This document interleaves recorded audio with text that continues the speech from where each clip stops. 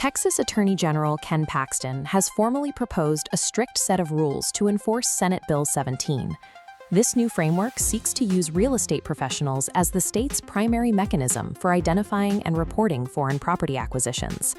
Under these rules, the Office of the Attorney General designates brokers, mortgage lenders, title agents, and appraisers as legally mandated reporters. The implementation of these state protocols requires a comprehensive shift in how both commercial and residential real estate transactions are vetted across Texas. Senate Bill 17 explicitly bans designated foreign adversaries and any corporate entities associated with them from owning or controlling real property in Texas. This map illustrates the core targets of the statute. The law restricts transactions involving individuals and entities tied to China, Russia, Iran, and North Korea. The state defines ownership broadly.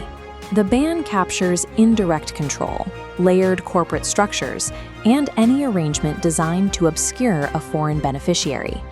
Because the restriction covers residential, agricultural, commercial, and industrial land, every sector of the Texas real estate industry is now subject to state scrutiny. The Attorney General's proposed rules also target commercial leasing, specifically tightening the statute's one-year lease exception. Landlords and brokers cannot stack back-to-back 364-day agreements. The state views successive short-term leases as a single continuous leasehold, triggering a violation. Furthermore, renewal options are restricted. Any term extending the lease duration past 1 year pulls it entirely outside the exception. Commercial landlords and their agents must evaluate and restructure their standard lease terms when transacting with any covered foreign entity. The duty to report falls on a specific list of facilitating professionals. This includes mortgage lenders, title insurance companies, property insurers, appraisers, and licensed real estate agents.